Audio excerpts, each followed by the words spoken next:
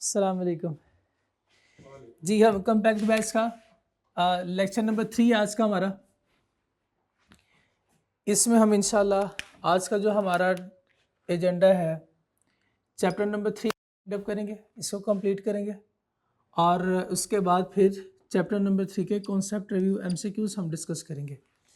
जैसे कि चैप्टर 2 में भी मैंने आपको बताया था कि डिस्कशन का फ़ायदा तभी होगा जब आप एक दफ़ा पूरा चैप्टर कंप्लीट करेंगे, इसको रिवाइज करेंगे और ख़ुद बैठ के पहले प्रैक्टिस करेंगे, उसके बाद फिर आपने एमसीक्यूज के डिस्कशन सुननी है।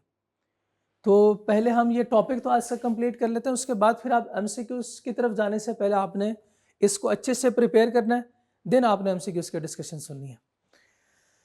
चलते हैं चैप्टर 3 की तरफ। चैप्टर 3 था हमारा elasticity of demand and supply. Chapter 2 से हमारी कहानी शुरू हुई थी। चैप्टर 2 में हमने पढ़ा था कि प्राइस को चेंज करेंगे, उसकी वजह से डिमांड भी चेंज होगी और सप्लाई भी चेंज होगा। प्राइस को इंक्रीज करेंगे तो डिमांड डिक्रीज हो जाएगी, प्राइस को डिक्रीज करेंगे डिमांड इंक्रीज होगी। लेकिन चैप्टर 2 हमें ये नहीं सिखाता था, वो इसने ये नहीं बताया चैप्टर 2 ने कि प्राइस को कितना इंक्रीज करो तो डिमांड कितनी चेंज होगी। फिर चैप्टर 3 ने हमें ये बात बताई, हाँ आपने प्राइस को इंक्रीज करना है तो आपकी डिमांड कितने से चेंज होगी, ये हमें चैप्टर 3 सिखाता है। तो ये प्रीवियस लेक्चर में हमने इसकी कैलकुलेशन सीखी थी कि हमने चेंज सीखा किसमें, इलास्टिसिटी मींस चेंज, चेंज किसमें, डिमांड में भी और सप्लाई में भी चेंज सीखा हमने। बल्कि सप्लाई में हमारे सिलेबस में कोई ज़्यादा नहीं है, बस सिर्फ इसके डिटर्मिनेंट्स हैं जो कि आज हम स्टडी करेंगे। डिमांड में हमने कहा कि डिमांड चेंज हो सकती है, किस वजह से हो सकती है सर प्राइस की वजह से डिमांड चेंज हो सकती है, सर इनकम की वजह से डिमांड चेंज हो सकती है, sir price of related good की वजह से डिमांड चेंज हो सकती है, सर बाकी भी फैक्टर्स हैं जिसकी वजह से डिमांड चेंज हो सकती है। लेकिन हमारे सिलेबस में बस सिर्फ ये 3 है वेरिएबल्स, इसके अलावा नहीं है। ये 3 डिफरेंट वेरिएंट्स है, price elasticity, income elasticity of demand and cross elasticity of demand. ये change and demand due to price, change and demand due to income of consumer, change and demand due to price of related goods. और आपको पता है related goods में फिर दोनों आ जाती। तो ये हमारे सिलेबस में ये 3 डिफरेंट वेरिएंट्स हैं। हमने शुरू किया था प्राइस इलास्टिसिटी ऑफ डिमांड से। प्राइस इलास्टिसिटी ऑफ डिमांड का फॉर्मूला पहले हमने लिखा PED, price elasticity of demand. ये क्या रिप्रेजेंट करता है, price elasticity of demand equals to percentage change in, percentage change, सिर्फ चेंज नहीं, चेंज तो आएगा लेकिन परसेंटेज निकालेंगे तो प्राइस इलास्टिसिटी ऑफ डिमांड होगा। Percentage change in quantity demanded due to percentage change in price. आप ऐसे नहीं कर सकते कि प्राइस को ऊपर करें और क्वांटिटी डिमांडेड को नीचे करें, गलत हो जाएगा। ये percentage change in quantity demanded ऊपर आना चाहिए और प्राइस नीचे आएगी कि प्राइस की वजह से क्वांटिटी डिमांडेड में कितना चेंज आएगा। ठीक हो गया। उसके बाद फिर हमने ये कैलकुलेट करना है, इसकी कैलकुलेशन सीखनी है। तो कैलकुलेशन के 3 डिफरेंट मेथड्स हैं। Percentage method, using percentage method हमने इलास्टिसिटी कैलकुलेट करनी है, इलास्टिसिटी ऑफ डिमांड कैलकुलेट करनी है। तो फर्दर हमारे पास 2 मेथड हैं, या तो हम आर्क मेथड यूज करें या फिर पॉइंट मेथड यूज करें। और आपको पता है कि आर्क मेथड हम कब यूज करते हैं, जब 2 डिफरेंट पॉइंट होते हैं, जब 2 डिफरेंट प्लस डिस्टिंक्ट पॉइंट होते हैं। हमने इसकी प्रैक्टिस भी की थी। और क्या होगा, हम परसेंटेज कैलकुलेट करते हुए एवरेज लेंगे of old and new values, average of old and new values, ऐसे कैलकुलेट करेंगे हम। और पॉइंट मेथड में 2 वेरी क्लोज पॉइंट या सिंगल पॉइंट पे अगर आपने इलास्टिसिटी कैलकुलेट करनी हो, और परसेंटेज कैलकुलेट करते हुए हमने सिर्फ और सिर्फ ओल्ड या इसको ओरिजिनल वैल्यू भी कहते हैं, ओल्ड वैल्यू या ओरिजिनल वैल्यू लेनी है, न्यू वैल्यू नहीं लेंगे हम। क्लियर हो गया। अच्छा, इसके बाद मैंने बताया था अगर एग्जाम में अगर वो आपको मेंशन करे, अगर वो आपको मेंशन करता है कि आपने ये मेथड यूज करना है, तो फिर तो स्पेसिफाइड मेथड लगेगा। तो जो मेथड स्पेसिफाई किया उसने, आप स्पेसिफाइड मेथड से इसको सॉल्व करेंगे। लेकिन अगर एग्जाम में उसने स्पेसिफाई नहीं किया तो फिर कौन सा मेथड होगा? फिर ये आसान सा मेथड पॉइंट मेथड होगा, आसान वाला मेथड पॉइंट मेथड होगा। तरीका वारदात और कैलकुलेशन उम्मीद करता हूँ सब समझ आ गया होगा। यहाँ तक हमने किया था, और टोटल रेवेन्यू भी था, टोटल रेवेन्यू मेथड भी हमने देखा था। टोटल रेवेन्यू में तीन हमारे इक्वेशन थे, प्राइस और टोटल रेवेन्यू अगर सेम डायरेक्शन में मूव कर रहा होगा तो ये डिमांड कौन सी होगी? ये इनइलास्टिक डिमांड होगी। और अगर price and total revenue opposite direction में मूव कर रहे हैं तो इलास्टिक डिमांड होगी। और अगर प्राइस की वजह से, प्राइस चेंज होने से टोटल रेवेन्यू चेंज ना हो, उतना ही रहे, तो ये यूनिट इलास्टिक डिमांड होगी। फिर हमने पढ़ा ये कि हमें टोटल रेवेन्यू मेथड के होते हुए इस मेथड की जरूरत क्यों पड़ी? क्योंकि ये हमें ये तो बताता है कि इलास्टिक है, इनइलास्टिक है, ये यूनिट इलास्टिक है, लेकिन क्वांटिफिकेशन, एग्जैक्ट क्वांटिफिकेशन नहीं करता। इलास्टिक है तो कितना, इनइलास्टिक है तो कितना, ये यूनिट इलास्टिक है तो इसकी वैल्यू क्या है, तो ये वैल्यू आप कैलकुलेट नहीं कर सकते। लेकिन इसमें आप एग्जैक्ट वैल्यू कैलकुलेट कर सकते हैं। अच्छा, इसमें एक काम और था हमारा, वो क्या था? वो था इंटरप्रिटेशन।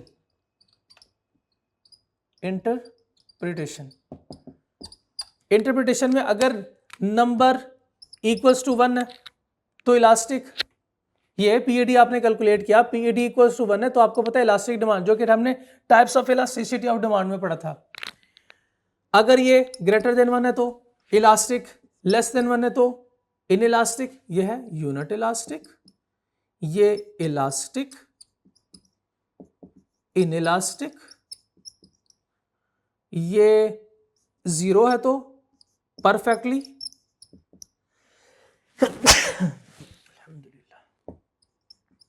परफेक्टली इनइलास्टिक, और इन्फिनिटी का है तो परफेक्टली इलास्टिक। ये याद रखना है। और कोई भी नंबर आया था, जैसे हमने उस दिन पिछले क्लास में वैल्यू कैलकुलेट की थी, वो थी -3.0। फिर हमने यहां पे इसको डिवाइड किया था, साइन और नंबर को अलग किया था, सेपरेट किया था, और मैंने बताया था नंबर शो करता है क्या, नंबर शो क्या करता है, ये क्या है? नंबर्स है, ये सारे नंबर्स हैं। Number show type of elasticity, while ये sign show type of goods. Minus sign show inverse relation. Inverse relation between कौन सा मेथड है? ये प्राइस मेथड है। Inverse relation between price and demand. Price and demand किस case में होता है? नॉर्मल गुड के केस में इनवर्स रिलेशन होता है।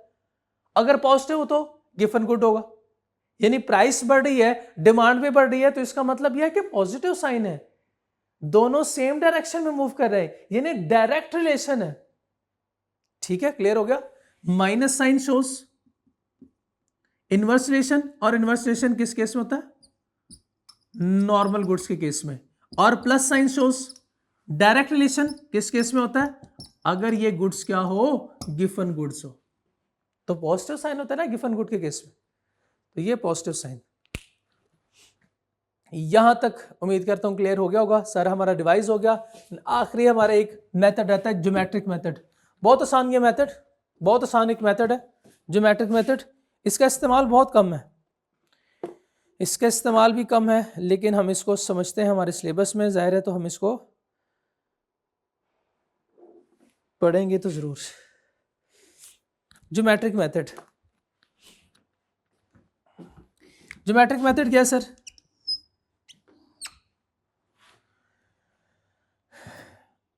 ये एक कर्व है, ये बनता है एक कर्व। अच्छा, types of elasticity of demand याद है ना? Type of elasticity of demand, ये कौन सा है? शाबाश। और ये बताइए शाबाश। एक परफेक्टली इलास्टिक है, एक परफेक्टली इनइलास्टिक। इसमें देखें यहां पे लगता है ना क्वांटिटी चेंज नहीं हो रही, इसका मतलब ये perfectly inelastic, perfectly not elastic, perfectly not change, जिसको मैंने बताया था एब्सोल्युटली नॉट जिसे कहते हैं चेंज, एब्सोल्युटली नॉट चेंज है ये। और ये यस, बहुत ज्यादा चेंज, प्राइस इतनी चेंज नहीं हो रही लेकिन क्वांटिटी में चेंज बेतहाशा आ रहा है। तो ये परफेक्टली इलास्टिक, ये परफेक्टली इनइलास्टिक। यहां से अगर मैं एक स्ट्रेट लाइन ड्रॉ करूं तो ये स्ट्रेट लाइन कैसे ड्रॉ हो गई? ऊपर के लिए, ऊपर की तरफ नो, ये स्ट्रेट लाइन है। और अगर इधर ड्रॉ करूं तो ये एक स्ट्रेट लाइन ये कौन सा कर्व लगता है? मुझे लगता है ये होगा परफेक्टली इलास्टिक कर्व, और ये है परफेक्टली इनइलास्टिक। इसका मतलब ये जो पॉइंट हुआ, अब ये कौन सा पॉइंट है? ये है परफेक्टली इलास्टिक पॉइंट। इस पॉइंट पे इलास्टिसिटी जो होगी वो होगी परफेक्टली इलास्टिक, और इस पॉइंट पे परफेक्टली इन इलास्टिक। चलिए एक पॉइंट में और अज्यूम करता हूं, इस पॉइंट पे हम एक और, इस जगह पे हम एक और पॉइंट अज्यूम करते हैं। ये हमारा पॉइंट ए, ये पॉइंट बी, और मैं कहता हूं पॉइंट सी। पॉइंट सी जो कि दोनों के दरमियान है, ये है यूनिट इलास्टिक। इस पॉइंट पे इलास्टिसिटी यूनिट इलास्टिक होती है। यूनिट इलास्टिक बताएं, यूनिट इलास्टिक इक्वल्स टू 1 है ना, परफेक्टली इलास्टिक इक्वल्स टू 0, और ये इन्फिनिटी। इसका मतलब ये हुआ कि जैसे जैसे मैं इधर मूव करूंगा, मैं 1 से ज्यादा और इन्फिनिटी की तरफ जाऊंगा। इसका मतलब जो इलास्टिसिटी होगी इन सारे पॉइंट्स, ये सारे जितने भी पॉइंट्स है, इसमें जो इलास्टिसिटी होगी वो क्या होगी? ग्रेटर देन 1 होगी, लेस देन 1 होगी? ग्रेटर देन 1 होगी। शाबाश, ग्रेटर देन 1, क्योंकि हम 1 से इंक्रीज कर रहे हैं, हम इन्फिनिटी की तरफ जा रहे हैं। तो 1 से बढ़ रहे हैं, इसको इंक्रीज करेंगे, और ये क्या हो रहा है? 0 की तरफ जाएंगे, और यहां पे 1 है। मुझे पता है जब 1 से 0 की तरफ जाएंगे तो नीचे वाली जितनी भी वैल्यूज होंगी वो 1 से ज्यादा होगी या 1 से कम होगी? तो डेफिनेटली अंडरस्टूड है, ये 1 से कम होगी जब 0 की तरफ जाना है। तो इसका मतलब इलास्टिसिटी क्या होगी? Less than 1। तो वो सारे पॉइंट जिस पे इलास्टिसिटी ग्रेटर देन 1 होगी तो वो पॉइंट होंगे इलास्टिक पॉइंट, और इधर ये सारे in elastic points, in elastic points. ठीक है, तो ये नोट करना है आपने, ये नोट कर लीजिएगा। ये यूनिट इलास्टिक है, इसके नीचे जितने भी पॉइंट्स होंगे ये इन इलास्टिक होंगे। आखिरी पॉइंट जब आएगा, जब इसको टच करेंगे बिल्कुल, तो ये परफेक्टली इन इलास्टिक हो जाएगा, नो चेंज। और ऊपर वाले पॉइंट्स जितने जैसे जैसे ऊपर जाएंगे इलास्टिसिटी बढ़ती जाएगी, जैसे जैसे ऊपर जाएंगे इलास्टिसिटी बढ़ती जाएगी। ये पॉइंट अगर रीच किया तो हमने, तो परफेक्टली इलास्टिक पॉइंट पे पहुंच गए। ये तो था कॉन्सेप्ट, लेकिन आई कैप ने हमारी जिंदगी आसान बनाई है। हमें दिया एक फॉर्मूला, कहते सर ये फॉर्मूला लें और याशी करें। कैलकुलेट क्या करे थे हम? प्राइस इलास्टिसिटी ऑफ डिमांड, पहले यूजिंग परसेंटेज मेथड किया, फिर टोटल रेवेन्यू, अब ज्योमेट्रिक मेथड है, हम price elasticity of demand he calculate कर रहे हैं। इसका फॉर्मूला है lower segment divided by upper segment, lower segment divide by upper segment, ये इसका फॉर्मूला है। चलें एक सवाल से इसको समझते हैं, और मैं आपसे पूछता हूं कि हमने कैलकुलेट करना है, इलास्टिसिटी कैलकुलेट करनी है कि जो हमने पढ़ा क्या वो सही है, जो कॉन्सेप्ट अभी हमने सीखा है क्या वो अप्लाई होता है। एक पॉइंट मैं अज्यूम करता हूं, फॉर एग्जांपल, अब देखिए, अब आपको पता है कि इस पॉइंट पे इलास्टिसिटी क्या होनी है, हमने साबित भी तो करना है ना। ये एक पॉइंट है, ये पॉइंट मैं कहूं ये पॉइंट एच है, पॉइंट एच पे मैंने इलास्टिसिटी कैलकुलेट करनी है। ठीक है, यहां से यहां तक जो डिस्टेंस है, यहां से यहां तक जो डिस्टेंस है, ये है 6 फीट, अज्यूमिंग, और यहां से जो ये डिस्टेंस है ये है 2 फीट, ये 2 फीट है। अब इस पॉइंट पे मैंने इलास्टिसिटी कैलकुलेट करनी है, किस पॉइंट पे? पॉइंट एच पे। Using geometric method. Geometric method use करते हुए पीईडी का फॉर्मूला क्या होगा? Percentage change in, no no no no no, वो तो प्राइस, वो तो परसेंटेज मेथड में था। बल्कि हमारा फॉर्मूला तो ये है ज्योमेट्रिक मेथड में, equals to lower segment, lower segment, lower segment ये 2 feet divided by upper segment 6 feet, 2 divide by 6, 2/6 कितना होता है? 1/3 और 0.33 इक्वल्स टू 0.33। बताएं क्या 0.33 लेस देन 1 नहीं है? क्या ये लेस देन 1 नहीं है? और अगर इलास्टिसिटी लेस देन 1 है तो क्या नाम देते हैं हम? इनइलास्टिक। साबित हो गया इनइलास्टिक, पहले भी इनइलास्टिक ही था। चलें एक और एग्जांपल लेते हैं। ये पॉइंट नहीं, एक और पॉइंट ले लेते हैं।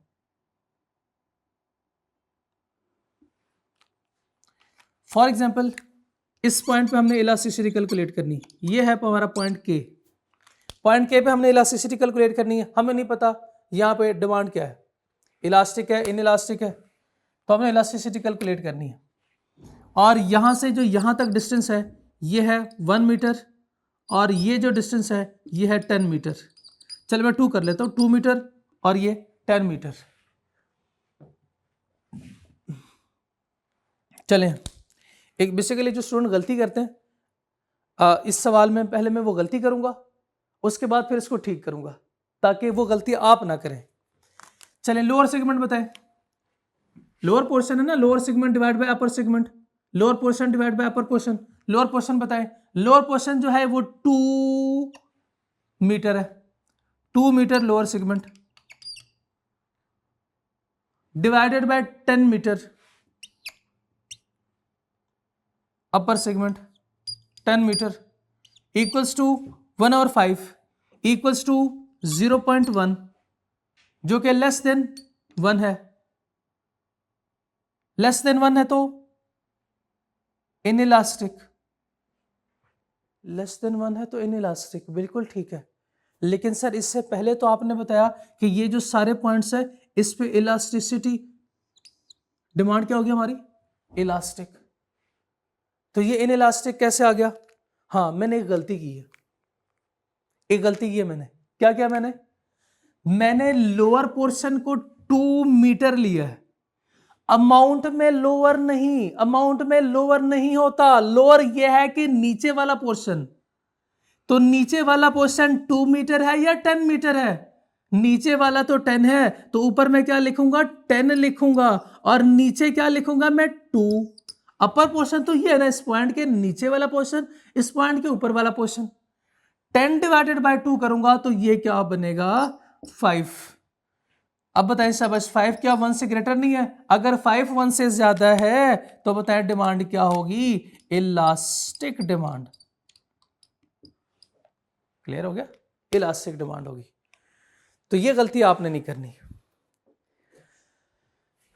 प्राइस इलास्टिसिटी ऑफ डिमांड हमने कैलकुलेट की है using percentage method, total revenue method and geometric method. ये हो गया सारा काम, जल्दी से आप ये नोट कीजिएगा। और हम चलते हैं next, income elasticity of demand. Price elasticity का फॉर्मूला क्या था? Price elasticity, price percentage change in quantity demanded divide by percentage change in price. Income, income को मैंने बताया था हम डिनोट करते हैं y से, तो income elasticity of demand is equal to percentage change in quantity demanded divided by percentage change in price, नहीं बल्कि अब आएगा इनकम ऑफ कंज्यूमर। बस सिर्फ इतना ही चेंज है, सिर्फ इतना चेंज है इसमें।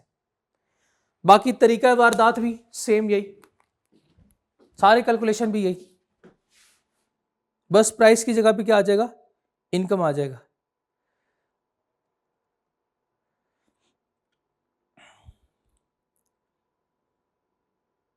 ये रहा आपके सामने। Income elasticity of demand is the percentage change in demand of product due to percentage change in income of consumer. Same formula, price की जगह पे पी की जगह पे वाई आ गया। ये नोट आपके लिए, ये नोट आपके लिए। इंटरप्रिटेशन, हमने प्राइस में price elasticity of demand calculate करते हुए इसकी इंटरप्रिटेशन सीखी है। ये अगेन अब यहां पे भी इंटरप्रिटेशन सीखते हैं। यहां पे इंटरप्रिटेशन ये देखें, interpretation of sign in income elasticity of demand. Minus sign shows what, plus sign shows what. मुझे तो यह पता है sign shows type of goods, types of goods. तो देखते हैं, हम रिलेशनशिप स्टडी करते हैं ना, इनकम का ताल्लुक, इनकम का ताल्लुक आपको याद हो पहले लेक्चर में हमने पढ़ा था, इनकम का ताल्लुक होता है शाबाश, normal and inferior goods. Income ज्यादा, नॉर्मल गुड की डिमांड भी ज्यादा, इनकम ज्यादा, इंफीरियर गुड की डिमांड क्या होगी, कम हो जाएगी। इसका मतलब यह हुआ कि इनकम और नॉर्मल गुड का डायरेक्ट रिलेशन है, इनकम और इंफीरियर का इनवर्स रिलेशन है। तो पॉजिटिव साइन है तो मतलब नॉर्मल गुड है, और माइनस साइन हुई तो इसका मतलब यह है कि इंफीरियर गुड्स है। क्लियर होगा? इनवर्स रिलेशन है ना, इनकम बढ़ी है तो इसकी डिमांड कम हो रही है, इनकम बढ़ी है तो इसकी डिमांड भी बढ़ रही है, डायरेक्ट रिलेशन है। तो पॉजिटिव साइन, इनवर्स रिलेशन है तो नेगेटिव साइन। सेम इसी तरह भी ये यहां पे भी था, लेकिन यह है रिलेशनशिप बिटवीन प्राइस और गुड्स में। यह है प्राइस और गुड्स, प्राइस और goods, given goods price direct relation, price और normal goods inverse relation. Interpretation of number, यहां पे नंबर के इंटरप्रिटेशन बहुत आसान है। If number is between 0 to 1 it means good is necessary. If number is greater than 1 it means, आप ऐसा करें, ये 0 to 1 नहीं होता। If number is less than 1, if number is less than 1 necessity, number is greater than 1 luxury. Number is less than 1 necessity, number is greater than 1 luxury. Clear हो गया? उसके बाद है importance of income elasticity of demand. Income elasticity हमने calculate की, कोई भी answer आ गया तो इसका मतलब क्या है, इसका मतलब क्या है? फॉर एग्जांपल हमने इनकम इलास्टिसिटी कैलकुलेट की, उसका आंसर आया YAD इज इक्वल टू 0.7, चलें कर लें प्लस 0.7, प्लस 0.7, प्लस क्या है नॉर्मल गुड्स और 0.7 द गुड इज बिटवीन, क्योंकि लेस देन 1 है तो नेसेसिटीज, नेसेसिटीज। अब लोगों की इनकम कम है, लोग सिर्फ नेसेसिटीज ही खरीद सकते हैं, ये अफोर्ड कर सकते हैं, ये लग्जरीज की तरफ नहीं जा सकते। इनकी इनकम इतनी नहीं है कि ये लग्जरीज भी अफोर्ड करें। आप प्रोड्यूसर हैं, मुझे बताएं, अगर किसी इलाके में लोगों की इनकम कम हो तो आप क्या करेंगे? आप क्या महंगी महंगी गाड़ियां बनाएंगे? आप क्या क्या महंगे महंगे घर बनाएंगे? आप वहां पे क्या आईफोन बेचेंगे? या यहां पे आप जो इनकी जरूरियात जिंदगी है वो बेचेंगे? आप एक सप्लायर है, आप क्या करेंगे? जरूरियात जिंदगी बेचेंगे डेफिनेटली, क्योंकि वहां पे खरीदने वाला कोई नहीं है। अच्छा मुझे बताएं, मॉडल टाउन में आप एक्सपेंसिव चीजें बेचेंगे या आप लंडे बाजार से चीजें लेके आएंगे यहां पे वो बेचेंगे? ठीक है, तो ये एग्जांपल समझ आई। जिस एरिया में लोगों की इनकम कम होगी वहां पे हम लो इनकम इलास्टिक गुड्स बेचेंगे, एज सप्लायर सोचें तो। और खरीदने वाले भी क्या करेंगे? जिसकी प्राइस कम होगी वही खरीदेंगे, वो महंगी चीजें लग्जरी आइटम्स नहीं खरीद सकते। अब पढ़े शाबाश, ये हमने कैलकुलेट की, तो अब हमने क्या करना है कि importance for sales and production planning by firms. Firms ने अपनी प्रोडक्शन कैसे प्लान करनी है कि हमने कौन सी चीजें प्रोड्यूस करनी है, कौन सी चीजें प्रोड्यूस नहीं करनी, कौन सी चीजें बेचनी है, कौन सी चीजें लोग खरीदेंगे। ड्यूरिंग इकोनॉमिक क्राइसिस या रिसेशन, इकोनॉमिक क्राइसिस या रिसेशन कहते हैं जब एग्रीगेट डिमांड बहुत कम हो, जीडीपी बहुत कम हो, ये अल्फाज आपने सुने। इकोनॉमिक ग्रोथ जो है वो बहुत कम हो, ये अल्फाज सिर्फ सुने हैं आपने, शायद कभी न्यूज में आपने ये सुने हो। इसका मतलब ये है कि मुल्क में जो लोग हैं वो ज्यादा बेरोजगार है, गुर्बत है, लोगों की इनकम कम है। अब जब जिस मुल्क में लोगों की इनकम कम होगी वहां पे प्रोड्यूसर के डिसीजन कैसे होंगे? देखिए प्रोड्यूसर के डिसीजन देखें। Demand for product with high income elasticity. High income elasticity का मतलब क्या है? जैसे कि लग्जरीज कार डिक्रीजेस, यानी ये लोग, अच्छा आसान करते हैं इसको, demand for car decreases, demand for car decreases, लोग गाड़ियां नहीं खरीदेंगे। क्यों नहीं खरीदेंगे? लोगों की इनकम नहीं है, तो फिर क्या करेंगे? लोग खरीदेंगे product with low income elasticity. वो कहते हैं गुजारा बड़ी मुश्किल से हो रहा है, अब गाड़ी की बात करते हो, इधर गुजारा मुश्किल से हो रहा है। तो जो फर्म होगी वो, उसका फोकस क्या होगा? Low income elastic goods produce करना। Firm focus on producing goods with low या negative income elasticity demand. As economy grows, economy grow का मतलब यह है कि लोगों की इनकम बढ़ रही है, एम्प्लॉयमेंट आ रही है, अच्छे दिन आ रहे हैं, गुर्बत से लोग निकल रहे हैं, एंड इनकम इंक्रीजेस, लिखा भी हुआ है। Focus of firms shift. अच्छा, अब लोगों की इनकम बढ़ रही है, अब मुझे बताएं जो फर्म का फोकस होगा वो क्या होगा? अभी भी वही पुरानी चीजें, अभी भी वही सस्ती चीजें, अभी भी वही चाइना की चीजें, या मेरा ख्याल है अब पाकिस्तान जैसे मुल्क में जापान की चीजें ज्यादा आएंगी। आजकल आपको पता है कि चाइना का माल ज्यादा बिकता है, वो किस वजह से? क्योंकि लोगों की इनकम कम है। उसके बाद क्या होगा? जब इनकम बढ़ेगी तो firm shift to goods with high income elasticity.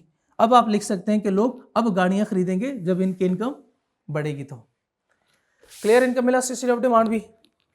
चलें इसको भी टिक करें, प्राइस इलास्टिसिटी भी हो गया, इनकम इलास्टिसिटी भी हो गया हमारा। अब रह गया cross elasticity, cross elasticity of demand. Formula पहले लिखते हैं, और क्रॉस को हम ऐसे, ये ऐसे लिखते हैं ना क्रॉस, ये क्रॉस ऐसे बनाते हैं, XED, cross elasticity of demand is equal to, अच्छा ये मैंने बताया था हम यूज करते हैं अदर्स के लिए, price of related goods, price of substitute. उसमें क्या होता था? उसमें ये होता था जैसे for example A and B दो गुड्स हैं, A की प्राइस इंक्रीज हो रही है, इसकी अपनी डिमांड कम होगी तो इसकी डिमांड भी चेंज होगी, इसकी डिमांड भी चेंज होगी। और डिपेंड करता है ना सब्स्टिट्यूट है या कॉम्प्लीमेंट है। तो इसका मतलब यह है कि इसकी प्राइस डिसीजन की वजह से इसकी डिमांड चेंज होगी। और हम देख भी यही रहे थे और बताया भी यही था कि एग्जामिनर यही पूछेगा, इसकी प्राइस देख के बताएगा, इससे आपसे पूछेगा बताओ इसके डिमांड पे क्या फर्क पड़ेगा। तो आपने देखना है कि सब्स्टिट्यूट है तो क्या होगा, कॉम्प्लीमेंट है तो क्या होगा। तो फॉर्मूला ऐसे चेंज होगा, percentage change in quantity demanded of product B divided by percentage change in price of A। फिर से सुने, गुड A की प्राइस की वजह से, गुड A की प्राइस की वजह से गुड B के डिमांड पे क्या फर्क पड़ेगा, ये क्या है? Cross elasticity of demand. अल्हम्दुलिल्लाह, क्या ये क्रॉस इलास्टिसिटी ऑफ डिमांड।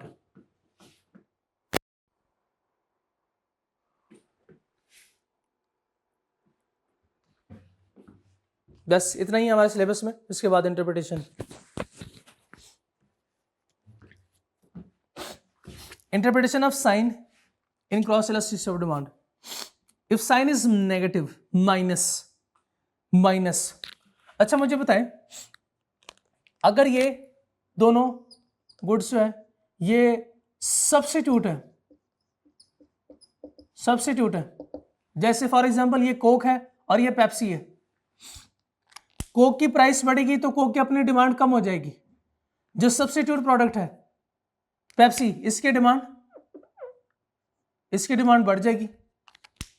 इसकी डिमांड जब बढ़ेगी तो देखें प्राइस इंक्रीज तो सब्स्टिट्यूट की डिमांड इंक्रीज, प्राइस इंक्रीज तो इसकी डिमांड इंक्रीज। इसका मतलब price and demand moves in same direction. Same direction, मैं कहता हूं आपने ऐसे याद रखना है, S for same, S for substitute, दोनों बताएं सेम डायरेक्शन में मूव करते हैं कि नहीं, कर रहे हैं ना, S for same, S for substitute, तो पॉजिटिव साइन होगा। और कॉम्प्लीमेंट में अब देखते हैं, अगर ये दोनों गुड्स क्या हो, कॉम्प्लीमेंट हो, तो फिर क्या होगा, कॉम्प्लीमेंट, कॉम्प्लीमेंट जैसे कि कार एंड पेट्रोल, कार की प्राइस बढ़ेगी तो कार की अपनी डिमांड कम हो जाएगी, जब लोग गाड़ी नहीं खरीदेंगे तो पेट्रोल पी के खुद भागेंगे, नहीं ऐसे नहीं होगा, फिर पेट्रोल का क्या करना है, पेट्रोल की डिमांड भी क्या हो जाएगी, कम हो जाएगी, पेट्रोल की डिमांड कम होगी तो पेट्रोल की डिमांड ये ले कम हो गई। अब देखें, इसकी प्राइस की वजह से इसकी डिमांड क्या हो रही है, प्राइस बढ़ी है तो इसकी अपनी डिमांड तो कम हो रही है, साथ में कॉम्प्लीमेंट गुड की डिमांड भी कम हो रही है, साथ में जो कॉम्प्लीमेंट गुड है इसकी डिमांड भी कम हो रही है। बताए ऑपोजिट डायरेक्शन में मूव कर रहे हैं, ये देखें अब ऑपोजिट डायरेक्शन में मूव कर रहे हैं, तो वहां पे S for same, S for substitute था, मैंने ये नहीं सिखाया आपको कि सी फॉर पता नहीं ये, लेकिन ये एक सीख ले, दूसरा उसके उलट होगा, तो इसका मतलब यह है कि ऑपोजिट डायरेक्शन में मूव कर रहे हैं तो ये माइनस साइन होगा, सेम डायरेक्शन में मूव करते हैं प्लस साइन, माइनस साइन तब होगा जब ऑपोजिट डायरेक्शन में मूव करेंगे, तो ऑपोजिट डायरेक्शन में मूव कर रहे हैं, माइनस साइन कब लगेगा, जब कॉम्प्लीमेंट गुड्स होगी, तो साइन तो रिप्रेजेंट करता है टाइप ऑफ गुड को, तो देखिए if sign is minus it is complementary good, if sign is positive it is substitute goods, clear. Number को भी वो इंटरप्रेट कर रहा है, if cross elasticity is zero goods are unrelated are independent, इसका मतलब यह है कि अगर जीरो नहीं है तो फिर डिपेंडेंट है, अगर जीरो है तो इंडिपेंडेंट, हमारी जिंदगी आसान कर दी इसने। कुछ यहां तक बात समझ आई हो, शाबाश, कुछ बात समझ आई, ओके नेक्स्ट आगे चलते हैं। डिटर्मिनेंट्स या factors affecting elasticity of demand, बहुत आसान है ये, वो सारे फैक्टर्स बताओ जो डिमांड के इलास्टिसिटी, डिमांड को चेंज, जिसकी वजह से डिमांड चेंज हो रही हो, availability, possibility of substitutes, availability या पॉसिबिलिटी ऑफ सब्स्टिट्यूट्स, बताया अगर ज्यादा अवेलेबिलिटी, सब्स्टिट्यूट ज्यादा अवेलेबल है, पहले तो ये देखते हैं सब्स्टिट्यूट नहीं अवेलेबल, जैसे वापडा का कोई सब्स्टिट्यूट अवेलेबल नहीं है, बताया वापडा वाले अगर प्राइस इंक्रीज करते हैं तो वापडा की डिमांड कम होगी, नहीं होती, नहीं होती, इसका मतलब यह कि सब्स्टिट्यूट अवेलेबल नहीं है, तो वो प्राइस को इंक्रीज करना भी चाहे तो चूंकि कोई सब्स्टिट्यूट अवेलेबल नहीं है तो दूसरी तरफ नहीं जा सकते हम। मैं लिखने पे ज्यादा बिलीव करता हूं, इसलिए मैं एक एक चीज खुद लिखता हूं, और आप भी कोशिश करें छोटा सा नोट कर लिया करें, जैसे ये देखें वापडा, जब हम लिख लेते हैं ना तो चीजें जल्दी नहीं भूलती, वापडा की प्राइस इंक्रीज हो रही है और दूसरी तरफ कुछ भी नहीं है, अगर तो ऐसे होता कि प्राइस इंक्रीज हो रही है और चैप्टर 2 का भूत आपके सर पे सवार है तो आप कहोगे चलो भाई इसकी डिमांड को कम करते हैं और सब्स्टिट्यूट की तरफ दौड़ते हैं, जब आप गए उधर कुछ भी नहीं था, कुछ भी नहीं था वहां पे, तो फिर आपको वापस आना पड़ेगा, वापस आके घर बैठेंगे, घर वालेंगे हाँ भाई हुनर आम है, आ जाओ, फिर वही बिजली आप इस्तेमाल करेंगे, इसका मतलब यह कि सब्स्टिट्यूट अवेलेबल नहीं है, अगर वो प्राइस इंक्रीज भी करे तो हम डिमांड को कम नहीं कर सकते, डिमांड अगर कम नहीं हो सकती तो नहीं लफ्ज किसके साथ आता है, इलास्टिक के साथ आएगा, या क्या होगा, नहीं इलास्टिक, ये इनका मतलब नहीं इलास्टिक, इन इलास्टिक डिमांड होगी, इलास्टिक किसे कहते हैं, चेंज को, यानी आप डिमांड को चेंज नहीं कर सकते तो डिमांड क्या होगी, इन इलास्टिक होगी। अवेलेबिलिटी, पॉसिबिलिटी ऑफ सब्स्टिट्यूट्स, पहले तो इधर देखें, if substitute are not available, मैं चाहता हूं आप अंडरलाइन करें और लिख लें वापडा, वापडा अंडरलाइन करें और लिख लें वापडा, वापडा लिखा आपने, इन इलास्टिक को अंडरलाइन करें, और ये छोटी सी एग्जांपल जो है वो आप ये हमने आपके लिए थोड़ी सी जगह छोड़ी हुई है, ये इधर भी जगह है, तो खूबसूरत सा जो है वो ये भी लिख लें ताकि याद रहे। बताए कोल्ड ड्रिंक जो सॉफ्ट ड्रिंक्स है, पेप्सी, इसके सब्स्टिट्यूट अवेलेबल है, बहुत ज्यादा सब्स्टिट्यूट अवेलेबल है। अगर पेप्सी वाले 5 रुपए भी अपनी प्राइस को इंक्रीज करें तो लोग क्या कहेंगे, ये देखो इन्होंने प्राइसेस को इंक्रीज किया है, सर ने बताया था कि प्राइस अगर ज्यादा होगी तो इसकी डिमांड कम होगी, आज से नहीं खरीदेंगे हम, तो वो लोग ये फिर नहीं खरीदेंगे। तो अगर सब्स्टिट्यूट्स अवेलेबल नहीं, डिमांड इनइलास्टिक, अगर सब्स्टिट्यूट अवेलेबल है तो डिमांड क्या होगी, डिमांड इलास्टिक हो जाएगी। मैं कुछ ज्यादा याद नहीं करवाऊंगा, सिंपली आपने ये करना है, आप छोड़े वो भी नहीं करते, यहां पे लिखें यस सब्स्टिट्यूट अवेलेबल, यस तो elastic, no inelastic, no inelastic. देखिए कॉन्सेप्ट समझने के बाद अब आप ये लिख सकते हैं, यस नो लिख सकते हैं बस। नेचर ऑफ कमोडिटी, अगर गुड्स नेसेसिटीज हैं, जरूरी है, रोटी की प्राइस बढ़ गई, अम्मा ने कहा जाओ रोटी ले आओ, आप पहुंचे और देखा कि रोटी की प्राइस बढ़ गई थी, वापस आ गए, अम्मा ने पूछा मेहमान बैठे हुए हैं, तू कैसा बंदा है, रोटी नहीं लेके आया, वो अम्मा प्राइस बढ़ गई थी, आज से हम रोटी नहीं खाएंगे, 2 चपेड़े पड़ेंगी। क्यों? क्योंकि नेसेसिटी है, इसके बगैर नहीं रह सकते। अगर नेसेसिटी है तो डिमांड क्या होगी, इनइलास्टिक होगी। और भी एग्जांपल है, वीट, शुगर, राइस और मेडिसिन जैसे, ये एग्जांपल इसकी नेसेसिटीज की है, इसके बगैर नहीं रह सकते आप। इफ प्रोडक्ट इज लग्जरी, अगर लग्जरी है, फॉर एग्जांपल लग्जरी कार्स है या एयर कंडीशंस, ज्वेलरी, इसकी प्राइस बढ़ेगी तो आप कहेंगे क्या जरूरत है, क्या जरूरत है महंगी गाड़ी लेने की, क्या जरूरत है एयर कंडीशन, क्या लोग सारे एयर कंडीशन में सोते हैं, ज्वेलरी नहीं होगी तो क्या होगा, कुछ भी नहीं होता। डिमांड विल बी इलास्टिक, तो लग्जरीज को अंडरलाइन करें, इलास्टिक को अंडरलाइन करें।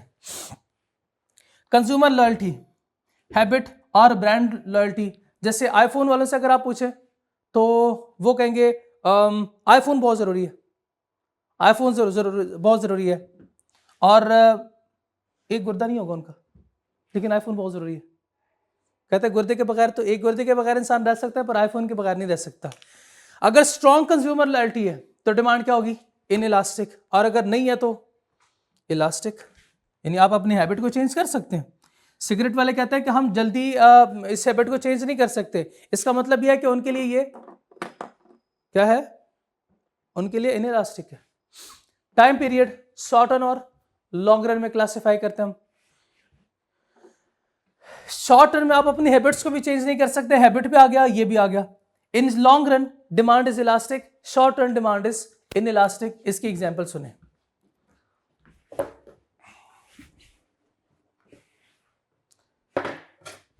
फॉर एग्जांपल 2 दिन के लिए पेट्रोल की प्राइसेस जो है वो 500 हो गई, आजकल क्या 250 है शायद, 2 दिन के लिए जो है वो इसकी प्राइस हो गई 500। आप क्या करेंगे, सीएनजी किट लगवाएंगे, 2 दिन के लिए सीएनजी किट लगवाएंगे? नहीं नहीं नहीं, आप कहेंगे कोई मसला नहीं है, मैं ऐसे करूंगा, मैंने वैसे भी कॉलेज आना है, दोस्त ने भी कॉलेज आना है, तो हम ऐसे करेंगे, एक ही बाइक पे आया करेंगे। दो दिन है, इसके बाद प्राइसेस वापस आ जाएंगे, खैर है कोई मसला नहीं। इसका मतलब यह है कि 2 दिन के लिए आप अपने बिहेवियर को चेंज नहीं कर रहे, यानी डिमांड को चेंज नहीं कर रहे। आप कहते हैं खैर है कोई बात नहीं, कोई बात नहीं, 2 दिन ही तो है, चला लेंगे, सीएनजी किट नहीं लगवाएंगे, यानी सब्स्टिट्यूट की तरफ नहीं जाएंगे। तो जब 2 दिन में आप इसको चेंज नहीं करेंगे तो इसका मतलब क्या होगा कि आपके लिए डिमांड, ये इसकी डिमांड इनइलास्टिक है। लेकिन अगर ये 2 साल तक हो गया, 2 इयर्स, तो फिर आप कहेंगे नहीं अब पेट्रोल बहुत महंगा है, हम पेट्रोल नहीं बल्कि सीएनजी किट लगवाएंगे। यानी इसका मतलब ये आपने सब्स्टिट्यूट की तरफ शिफ्ट कर गए आप, तो डिमांड क्या होगी, चेंज हो जाएगी, demand elastic. Portion of income used on item, एक माचिस की प्राइस क्या है, कोई कहेगा 5 रुपए, कोई कहेगा 2 रुपए, 10 रुपए, 7 रुपए। सर कोई एक क्लास में नशे बैठा होगा, उसको पता होगा ऐसे।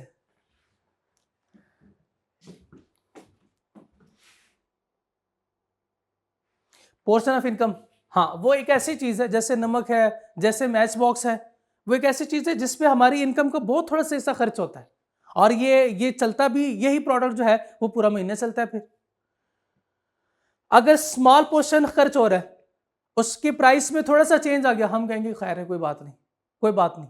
लेकिन अगर कोई बड़ी चीज है, बड़ी आइटम है, उसकी प्राइस चेंज हो रही है तो फिर हमारे डिसीजन चेंज होंगे। फिर हम देखेंगे टमाटर की प्राइस अगर बढ़ रही है, गोश्त की प्राइस बढ़ गई, तो फिर हम कहेंगे नहीं अब हम नहीं खरीद सकते, अब नहीं खरीद सकते, प्राइस बढ़ गई उसकी बहुत ज्यादा। If small portion of consumer income is spend on goods, demand will be inelastic. Small portion को अंडरलाइन करें, इनइलास्टिक को अंडरलाइन करें, सिग्निफिकेंट पोर्शन को अंडरलाइन करें और इलास्टिक को अंडरलाइन करें। डिग्री ऑफ एडिक्शन, अगर स्ट्रॉन्ग एडिक्शन है तो डिमांड क्या होगी? इनइलास्टिक होगी। स्ट्रॉन्ग एडिक्शन जैसे कि सिगरेट, ड्रग्स है तो डिमांड इसकी इनइलास्टिक होगी।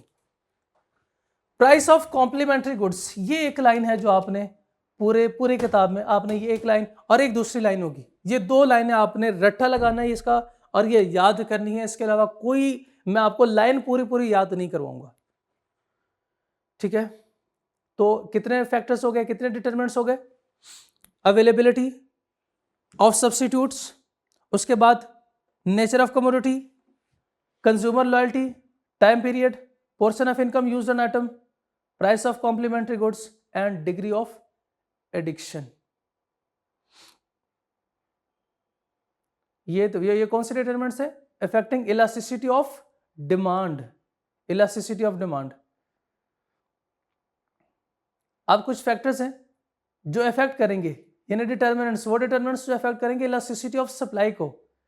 सप्लाई की हमने ज्यादा कोई कैलकुलेशन नहीं ना की, और मैंने बताया था कि डिमांड के डिस्कशन बहुत ज्यादा है, सप्लाई के डिस्कशन बहुत कम है, और सिर्फ ये डिटरमिनेंट्स है इसके, और ये भी बहुत आसान। Time period to respond, short run चाहे डिमांड है या सप्लाई है, शॉर्ट रन में इलास्टिसिटी क्या होगी? जल्दी से हम इसको चेंज नहीं कर सकते, यानी क्या होगी? इनइलास्टिक। और लॉन्ग रन में इलास्टिक। वेरी शॉर्ट रन तो वैसे ऐड किया, शॉर्ट रन में इनइलास्टिक, लॉन्ग रन में इलास्टिक।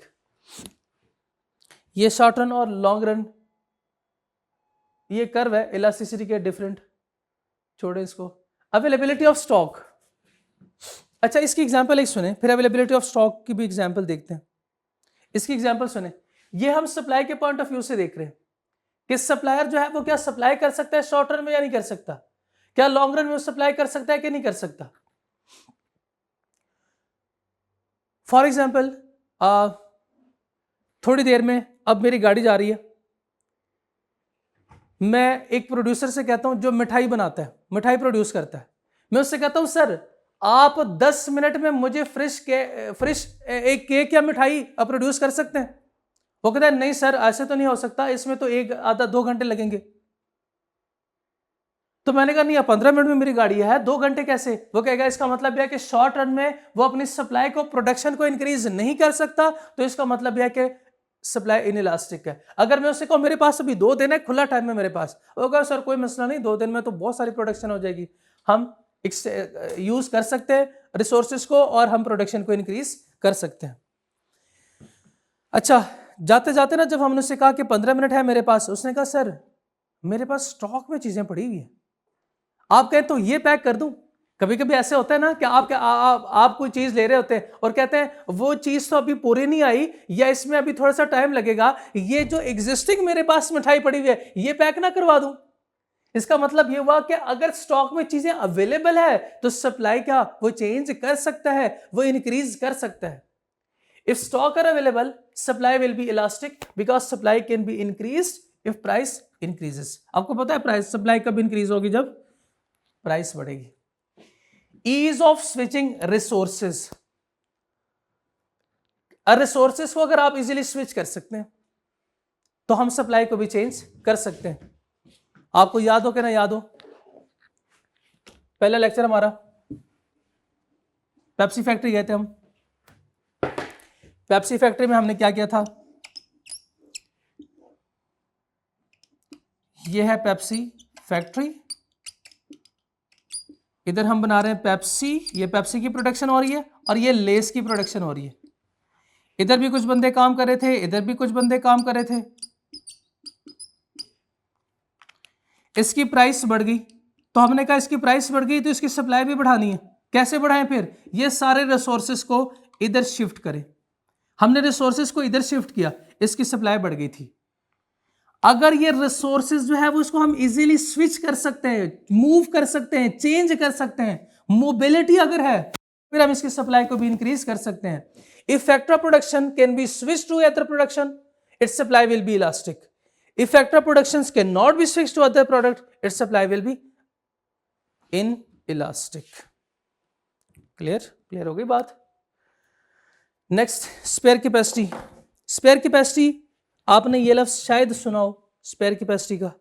चले समझते हैं स्पेयर कैपेसिटी को. स्पेयर कैपेसिटी देखें, अभी भी इस क्लास में जगह, इसमें हम मजीद पानी ऐड कर सकते हैं. अभी भी जगह है, यानी हम पानी की सप्लाई को इंक्रीज कर सकते हैं. अभी भी थोड़ी सी जगह है, हम सप्लाई को इंक्रीज कर सकते हैं. बस. अब देखें, अब इसके बाद मैं पानी डालूंगा तो ये गिर जाएगा. तो इसका मतलब क्या हुआ, अब इसके अंदर कोई कैपेसिटी नहीं रही.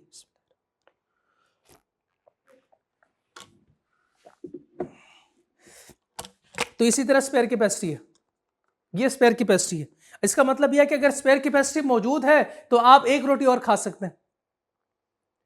लेकिन आपने 3 रोटियां खानी थी, 4 रोटियां खा ली, इसका मतलब यह है कि अब नहीं हो सकता. If operating eight firm is operating at full capacity, तो फिर प्रोडक्शन नहीं हो सकती. इसका मतलब सप्लाई क्या, inelastic. Barrier to entry. Barrier किसे कहते हैं, रुकावटें. एंट्री यानी दाखिल होने से रोका जा रहा है आपको. अगर बैरियर है, स्ट्रॉन्ग बैरियर है, तो इसका मतलब यह है कि आप अंदर नहीं आ सकते, यानी कोई नई फर्म नहीं आ सकती, यानी प्रोडक्शन को इंक्रीज नहीं कर सकते. प्रोडक्शन इंक्रीज नहीं हो रही तो क्या होगा, सप्लाई इनइलास्टिक. अगर हम इसको इंक्रीज कर सकते हैं, कोई बैरियर नहीं है, कोई पूछने वाला नहीं है, तो क्या होगा, हम इजीली आ सकते हैं, यानी सप्लाई को इंक्रीज कर सकते हैं. अगर सप्लाई इंक्रीज कर सकते हैं तो सप्लाई इज इलास्टिक. अगर हाई बैरियर है, स्ट्रॉन्ग बैरियर है, तो सप्लाई विल बी इनइलास्टिक. ये फैक्टर्स थे कुछ इलास्टिसिटी ऑफ सप्लाई के. चलें देखते हैं कितना पढ़ लिया हमने और क्या रह गया.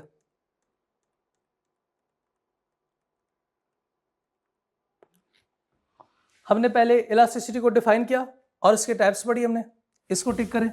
फिर हमने इस कैलकुलेशन सीखी है and interpretation of elasticity of demand, ये भी सीख लिया.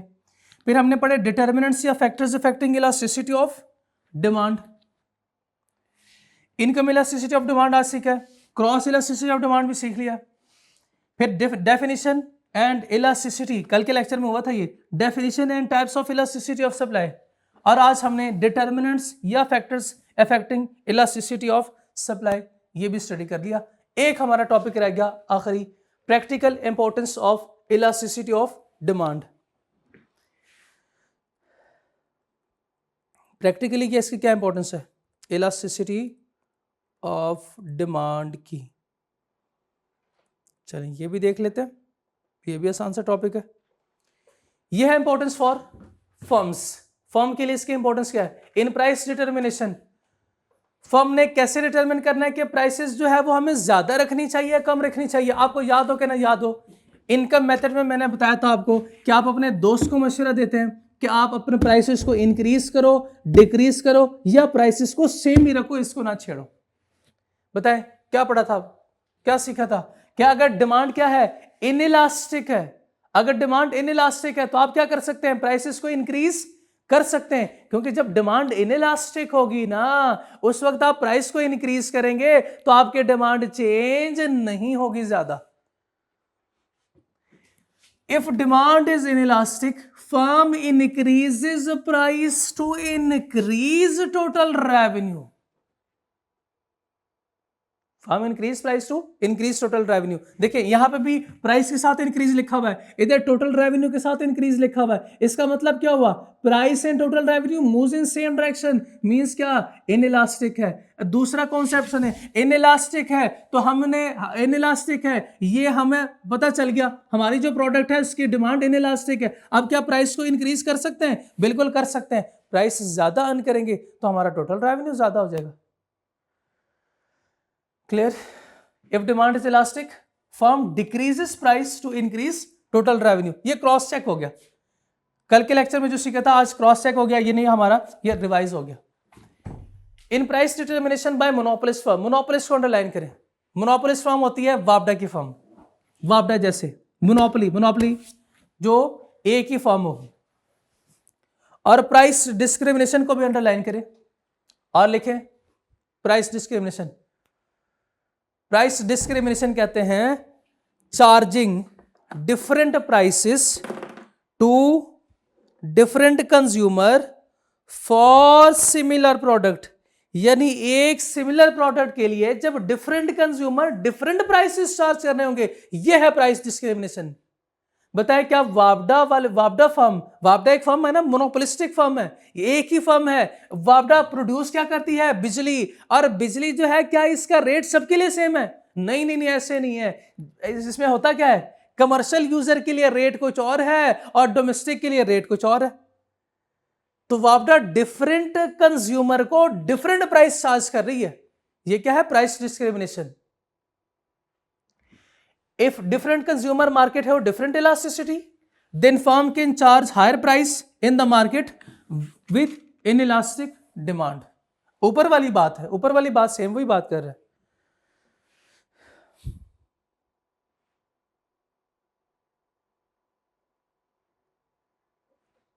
नेक्स्ट देखें, decision making during economic recession. बताया अभी हमने इनकम इलास्टिसिटी में यही सीखा था, इनकम इलास्टिसिटी में कि जब इनकम कम होगी तो फर्म कौन सी प्रोडक्ट प्रोड्यूस करेगी, विद लो इनकम इलास्टिसिटी। अगर इनकम हमारी ज्यादा है तो high income elastic goods produce होंगी।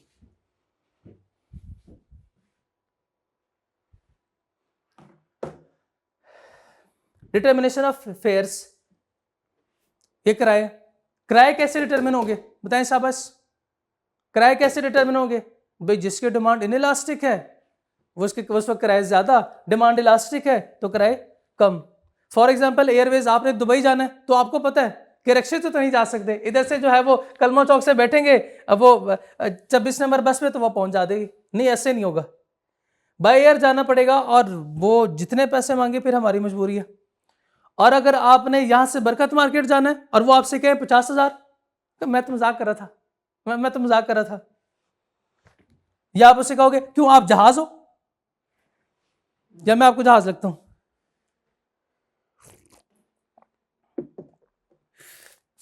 पॉज कीजिए, ठीक है जी, चलिए ये हो गया। उसके बाद फिर ये इंपॉर्टेंस है फॉर गवर्नमेंट, गवर्नमेंट के लिए इसकी क्या इंपॉर्टेंस है, इन tax decision by finance minister. Finance minister का काम क्या है, एक ही तो काम है, टैक्स कलेक्ट करना, टैक्स कलेक्ट करना। अच्छा मुझे लगता है कि भाई जिस प्रोडक्ट की डिमांड इनइलास्टिक होगी उस वक्त हम ज्यादा प्राइस चार्ज कर सकते हैं, ज्यादा प्राइस चार्ज करेंगे तो ज्यादा टैक्स भी कलेक्ट कर सकते हैं। तो ये तो हमारी जिंदगी आसान हो गई, टैक्स कलेक्शन। भाई जिस प्रोडक्ट की डिमांड इनइलास्टिक होगी उस पर टैक्स ज्यादा लगा दो, जिस प्रोडक्ट की डिमांड इलास्टिक होगी उस पर टैक्स कम होना चाहिए। अच्छा फिर आप बताएं मुझे, सिगरेट पे टैक्स ज्यादा है या कम है, उसके डिमांड चूंकि इनइलास्टिक है, उसके अब 15 की हो गई है, असम ऐसा ही है ना, 15 की हो गई एक सिगरेट, कौन सी पीते हैं आप?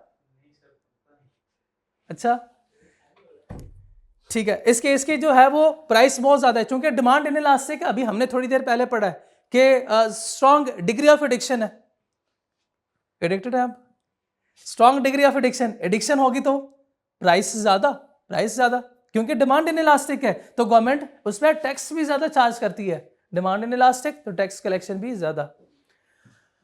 To increase export receipt, if demand of exported good is inelastic, exported good की डिमांड इनइलास्टिक है, इनइलास्टिक का मतलब क्या हुआ कि हम ज्यादा प्राइस चार्ज कर सकते हैं। बाहर के दुनिया वाले पता क्या कहते हैं, वो कहते हैं कोई चीजें हो तो फिर पाकिस्तान की, चीजें हो तो पाकिस्तान की, तो बताएं हमारी एक्सपोर्ट्स बढ़ेंगी, एक्सपोर्ट बढ़ेंगी तो हमें ज्यादा कलेक्शन होगी। ये कुछ लिखा हुआ है, as a result balance of payment will also improve, पता नहीं क्या, लेकिन बैलेंस ऑफ पेमेंट को अंडरलाइन करके लिखें, एक्सपोर्ट्स वर्सेस इंपोर्ट्स, हवा में अंडरलाइन कर रहे हैं आप, एक्सपोर्ट वर्सेस इंपोर्ट। चलें जी, इसके साथ ही हमारा ये वाला टॉपिक भी खत्म हो गया। अब हम चलते हैं एमसीक्यूज के डिस्कशन की तरफ, एमसीक्यूज के डिस्कशन की तरफ पॉज कीजिए। चलिए जी, कॉन्सेप्ट चेकर के डिस्कशन की तरफ चलते हैं। 3.16 the standard major for measuring demand and supply elasticity is. वैसे तो स्टैंडर्ड मेजर आपको पता है हर एक चीज के लिए, कोई भी यूनिट हो उसके लिए यूनिट ही है, 1 है। हम स्टैंडर्ड मेजर को 1 ही लेते हैं, चाहे वो डिमांड के लिए हो सप्लाई के लिए हो, तो यूनिट ही होगा, यानी 1 के बराबर। नेक्स्ट हमारा MCQ 3.4 if the market price of a product increases from ₹35 to ₹40 and in response the quantity demanded decreases from 1400 to 1200 units, the value of its price elasticity of demand is। पहले तो ये देखें कि क्या हो रहा है, प्राइस इंक्रीज हो रही है 35 to 40, प्राइस बढ़ने से क्वांटिटी डिमांडेड पहले देखते हैं। क्वांटिटी डिमांडेड 1200 थी, प्राइस बढ़ी है, क्वांटिटी डिमांडेड कम हो गई, प्राइस के बढ़ने से डिमांड कम हो रही है। यस बिल्कुल ठीक है, बिल्कुल इसका कॉन्सेप्ट ठीक है। प्राइस इलास्टिसिटी कैलकुलेट करनी है। तरीका हमने इसको प्रैक्टिस किया था। तरीका क्या, तरीका बाद आप तावीज बनाएंगे, लिखेंगे यहां पे पहले प्राइस क्या थी, यहां पे प्राइस, और यह है क्वांटिटी डिमांडेड। पहले बताएं साहब, प्राइस थी 35, फिर हो गई प्राइस 40, और क्वांटिटी डिमांडेड पहले 1400 एंड देन 1200। उसके बाद हम क्या करते हैं, हम चेंज कैलकुलेट करते हैं। 35 माइनस 40 माइनस 5 और 1200 माइनस 1400 माइनस 1200 प्लस 200। अब क्या करेंगे, हमने क्या कैलकुलेट करना है, price elasticity of demand PAD is equal to percentage change in quantity demanded divide by percentage change in price. अच्छा ये कैलकुलेट करना है, वो तो ठीक है, ये कैलकुलेट कर लेंगे, लेकिन क्या करेंगे, कौन सा मेथड कौन सा होगा, क्या ये आर्क मेथड होगा या पॉइंट मेथड होगा। देखते हैं कौन सा स्पेसिफाइड मेथड कौन सा है, कहां लिखा हुआ है, कहां लिखा हुआ है, कहां नहीं लिखा हुआ। मेथड स्पेसिफाई हो तो कौन सा मेथड लगेगा, स्पेसिफाइड मेथड लगेगा। अगर कोई मेथड स्पेसिफाई नहीं है तो फिर कौन सा मेथड होता है, पॉइंट मेथड होता है। तो पॉइंट मेथड से सॉल्व होगा, पॉइंट मेथड से। अच्छा जो आपका आंसर आएगा वो उसके साथ साइन भी होगा, प्लस माइनस भी। तो जब आप पूरा आंसर कैलकुलेट करेंगे तो आपको आंसर नहीं मिलेगा। वो इसकी वजह यह है कि उसने क्या पूछा हुआ है, वैल्यू पूछी हुई है हमसे वैल्यू पूछी है, और वैल्यू क्या होती है 1 2 3, ये वैल्यू है, तो ये वैल्यू कैलकुलेट होगी। नेक्स्ट चलते हैं, विच of the following is not a method for measurement of price elasticity of demand. कौन सा मेथड नहीं है, टोटल सेविंग मेथड नहीं है। अच्छा ये टोटल आउटले मेथड कौन सा है, अगर आप देखें ना total revenue method, total revenue method का दूसरा नाम यह है टोटल आउटले मेथड, एक और भी इसका नाम है total expenditure method. Correct option है beta. If the price of a goods fell by 10% is a result total expenditure. Total expenditure किसका नाम है दूसरा, टोटल रेवेन्यू का दूसरा नाम, टोटल आउटले का दूसरा नाम है।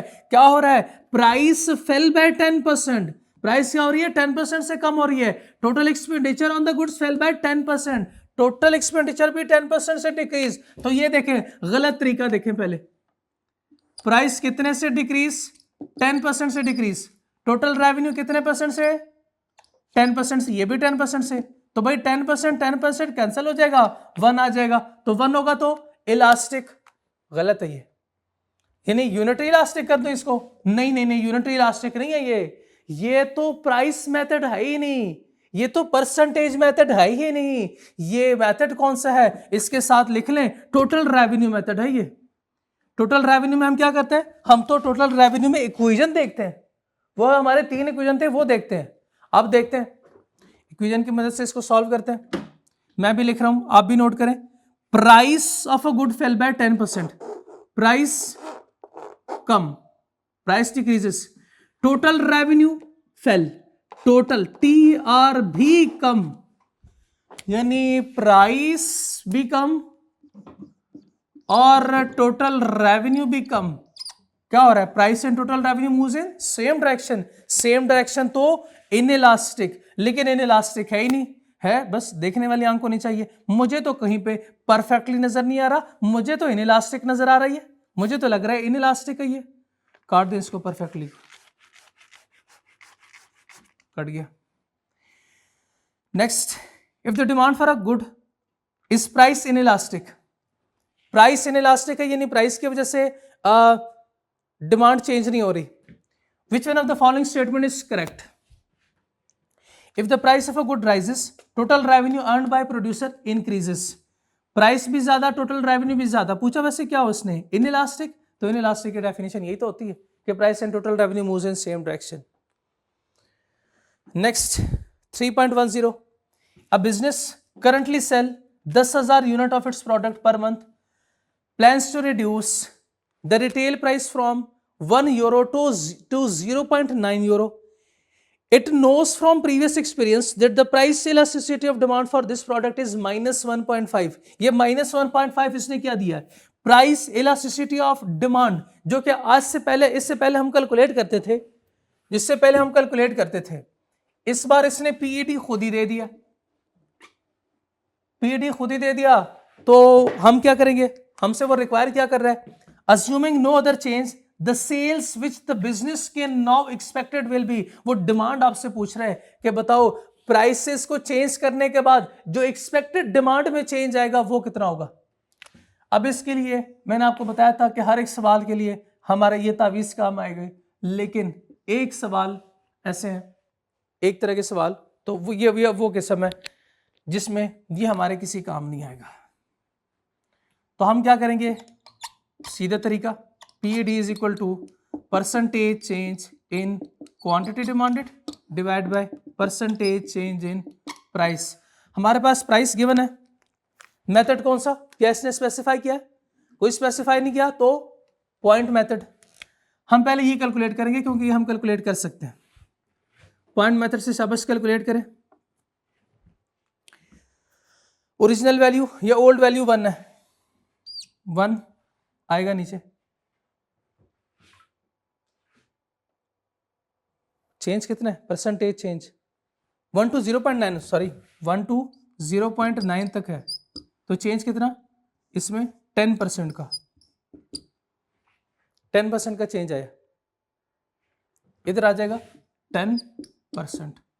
और पीईडी गिवन है वो -1.5.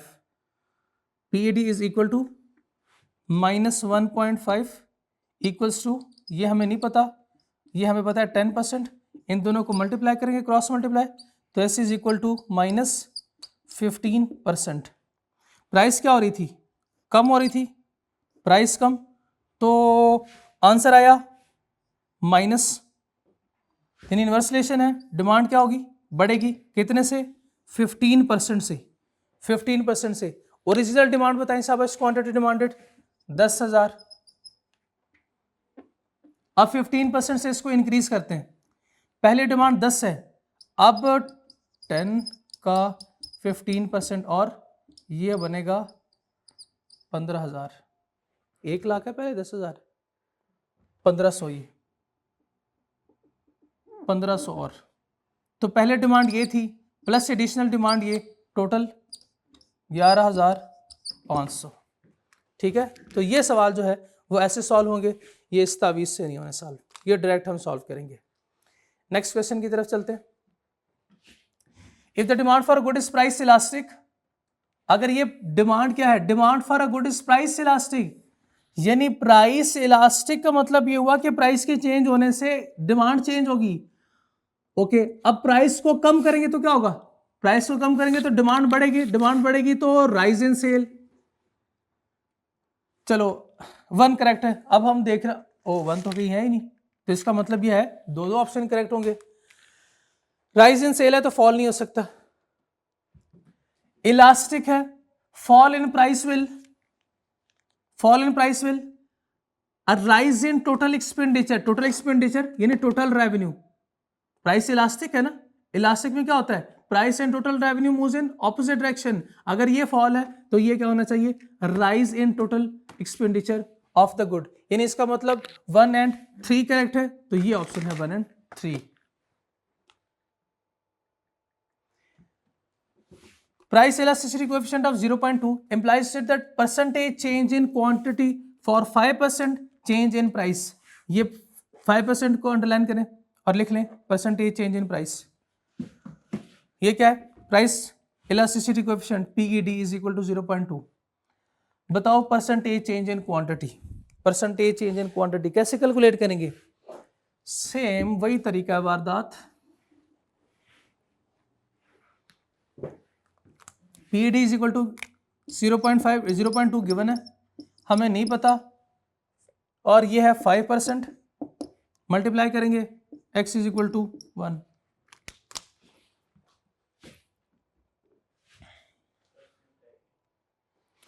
और ये भी सवाल वही जो अभी हमने पहले किया, आप कर लेंगे ये। वेरी स्मॉल और zero coefficient of price elasticity of demand means that the good is very small और जीरो कोएफिशिएंट ऑफ डिमांड, क्या होगा बताएं शाबाश? नेसेसिटी है या लग्जरी है? वेरी स्मॉल तो नेसेसिटीज। नेक्स्ट चलते हैं, if the price of a good fell by 20%, total expenditure of a good remain the same. Price के चेंज होने से टोटल रेवेन्यू चेंज नहीं हो रहा, बताएं शाबाश? Unit elastic. Next, if the quantity of commodity remains unchanged as it price changes, the coefficient of price elasticity of demand is equals to the quantity of goods remain unchange. Quantity change नहीं हो रही, यानी demand में कोई change नहीं आ रहा, demand में change नहीं, तो percentage change quantity demand 0, 0 divide by anything equal to 0, ये 0 आ गया। If a straight line demand curve is tangent to a curve linear demand curve, the elasticity of two demand curve at the point of tangency is, ये concept है पहले हमारे syllabus में था, अब नहीं है, ये ज्योमेट्रिक मेथड का एक कॉन्सेप्ट है।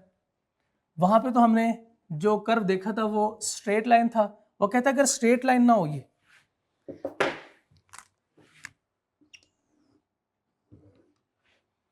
ये स्ट्रेट लाइन नहीं बल्कि ये अगर ऐसे कर्व बने तो बताएं एक कोई लाइन जो कि टेंजेंट टू दिस कर्व है, पॉइंट ऑफ टेंजेंसी पे डिमांड क्या होगी? पॉइंट ऑफ टेंजेंसी पे हमें पता है कि अगर ये स्ट्रेट लाइन होती ना तो इन दो एक्सट्रीम पे डिमांड परफेक्टली इलास्टिक और परफेक्टली इलास्टिक, ये यूनिट इलास्टिक, ये क्या है? Unit elastic. ये सारे पॉइंट्स जो है चूंकि ये 0 की तरफ आ रहे हैं तो ये इनइलास्टिक है, और ये सारे पॉइंट्स जो कि इन्फिनिटी की तरफ जा रहे हैं तो ये इलास्टिक पॉइंट थे। इसी तरह पॉइंट ऑफ टेंजेंसी पे इस कर्व के ऊपर ये जो कर्व है, पॉइंट ऑफ टेंजेंसी पे डिमांड जो होगी यूनिट इलास्टिक होगी। ये सारे जो पॉइंट्स हैं, ये जो सारे पॉइंट्स हैं, इस पे डिमांड क्या होगी? इनइलास्टिक, और ये वाले सारे पॉइंट्स इस पे डिमांड क्या होगी? इसकी डिमांड इलास्टिक होगी। क्लियर? तो कह रहा है कि if straight line demand curve, यह straight line demand curve is tangent, ये टेंजेंट है to a curve linear demand curve, ये कर्व लीनियर है। The elasticity of two demand curves, ये दो डिमांड कर्व्स है। एट पॉइंट ऑफ टेंजेंसी, ये point of tangency है, is the same, is the same means कि दोनों के डिमांड यूनिट इलास्टिक है। The percentage change in quantity demanded is greater than percentage change in price demand said to be. आसान आसान हमसे क्यों हैं, चलें देखते हैं कोई मुश्किल हमसे क्यों हो। नेक्स्ट चलें आगे चलो। Price elasticity of demand for given good is always positive. Price elasticity of demand for given good is always positive. ठीक है, डायरेक्ट रिलेशन होता है ना प्राइस इलास्टिसिटी और गिवन गुड का।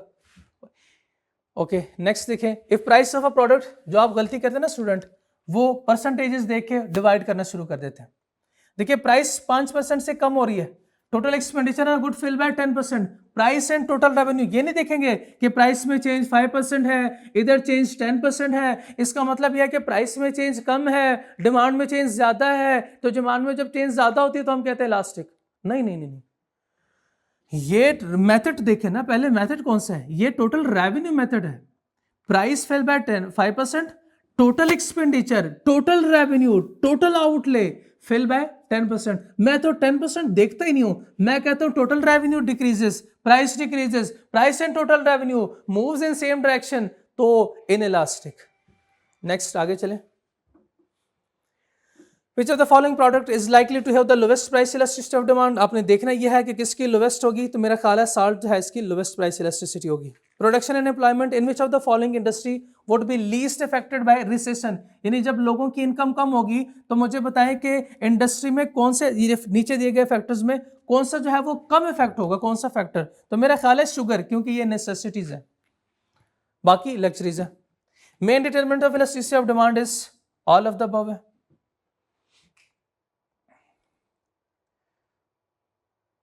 Okay, inferior good is one which is income elasticity of demand, that is inferior good के हैं, ये भी इंफीरियर है, ये भी इंफीरियर। छोड़े, नेक्स्ट आगे चले।